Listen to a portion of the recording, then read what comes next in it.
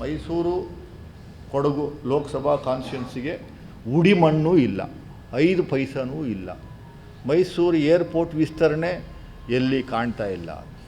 ಅಡಿಷ್ನಲ್ಲಾಗಿ railway terminal ಎಲ್ಲಿ ಕಾಣ್ತಾ ಇಲ್ಲ ಈ ಬಡ್ಜೆಟಲ್ಲಿ. ಇಲ್ಲಿಂದ ಮಡಿಕೇರಿಗೆ ಕುಶಾಲನಗರವರೆಗೂ ರೈಲು ಬಿಟ್ಟಿದ್ದೆ 2024 ಫೆಬ್ರವರಿಗೆ ರೈಲು ಬಂದು ನಿಲ್ಲುತ್ತೆ ಅಂತ ಹೇಳಿದರು.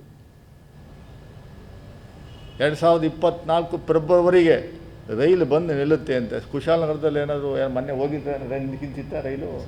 ಮೈಸೂರು ಯಾವುದಾದ್ರು ರೈಲ್ಗೆ ಇಲ್ಲಿ ನಿಂತಿತ್ತೇನೋ ಗೊತ್ತಿಲ್ಲ. ಕುಶಾಲನಗರ, ಮಡಿಕೇರಿ ಕುಶಾಲನಗರ ಹೇಳ್ತಾ ಇರೋದು, ಅದು ಎಲ್ಲಿ ಕಾಣ್ತಾ ಇಲ್ಲ. ಟೂರಿಸಮ್ ಪ್ಯಾಕೇಜ್ ನೆಟ್ವರ್ಕ್ ಮಾಡ್ತೀವಿ ಅಂದರೆ ಎಲ್ಲೂ ಇಲ್ಲ. ಜವಳಿ ಪಾರ್ಕು ಎಲ್ಲೂ ಇಲ್ಲ.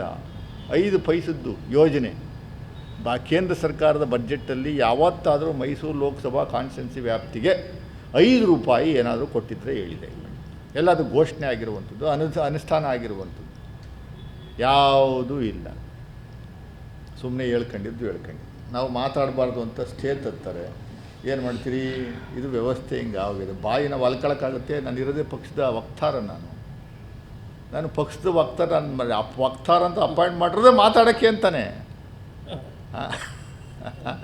ಮಾತಾಡಬಾರ್ದು ಅಂತ ಸ್ಟೇ ತರುವಂಥ ಕೆಲಸ ಆದರೆ ಇರಲಿ, ನಾವು ಕೋರ್ಟ್ಗೆ ರೆಸ್ಪೆಕ್ಟ್ ಕೊಡ್ತೀವಿ, ಬಗ್ಗೆ ಮಾತಾಡಲ್ಲ. ಅದನ್ನು ವೆಕೇಟ್ ಮಾಡಿಸುವಂಥ ಕೆಲಸವನ್ನು ಮಾಡ್ತೀವಿ. ಅದು ಬೆಂಗಳೂರು ಕೋರ್ಟ್ನವರು ಕೊಟ್ಟಿರುವಂಥದ್ದು. ಮೈಸೂರಿಗೂ ಬೆಂಗಳೂರು ಕೋರ್ಟ್ಗೂ ಏನು ಸಂಬಂಧ ಅನ್ನುವಂಥದ್ದು ಕೋರ್ಟಲ್ಲೇ ಪ್ರಶ್ನೆ ಮಾಡ್ತೀವಿ.